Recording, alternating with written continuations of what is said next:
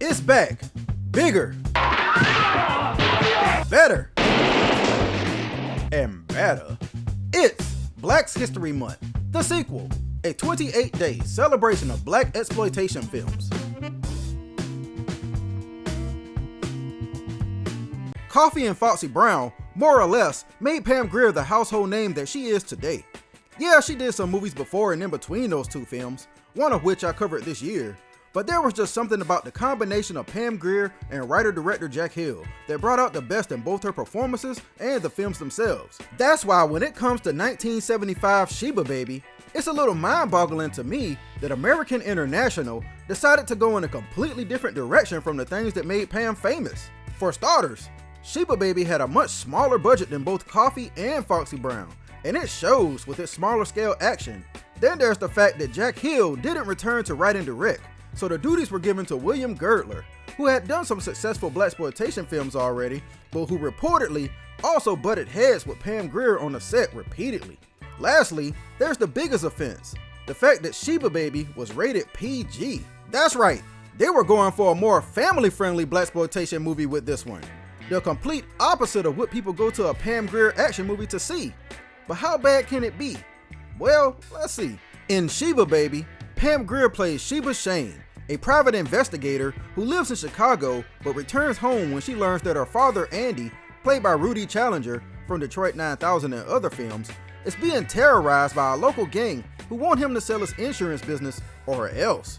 When he ends up getting shot and killed, then Sheba is on a mission to investigate and get revenge on the fools who killed her daddy. That's pretty much the plot in a nutshell. There's not much nuance here. I think the biggest issue with Sheba Baby is that Pam Grier seems so bored doing it. She's missing that fiery sassiness that she had in both Coffee and Foxy Brown, and instead, it's replaced with a smooth, calm, and collected directness and long stretches of boring dialogue that just doesn't fit her personality. I missed a smart and clever character who hid razor blades in her hair or crafted gadgets out of junk to get out of trouble. Now in fairness, that may be because she's more of a professional in this film, as opposed to the street-savvy every woman that she usually plays. But it's probably more to do with the fact that her and the director simply didn't get along. It's rumored that old Bill Girdler was more of a hands-off director, caring more about the sets than the performances. Whereas with Jack Hill, he and Pam Grier would regularly bounce ideas off each other to see what worked and what doesn't. Basically, it sounds like Pam hated the new guy, and as such, kinda let it show on screen. It's not a bad movie by any stretch. She's definitely done worse, and the lack of bloody violence and nudity takes nothing away from it.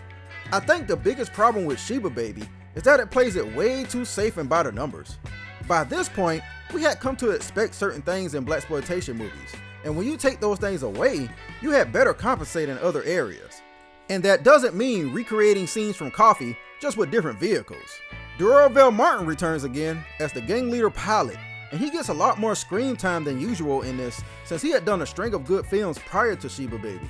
There are some people who really like Sheba Baby, and it earned a respectable amount at the box office. But if you have to choose one Pam Grier movie to watch forever, out of this, Foxy Brown, or Coffee, I would look elsewhere, as it's easily the worst of the three.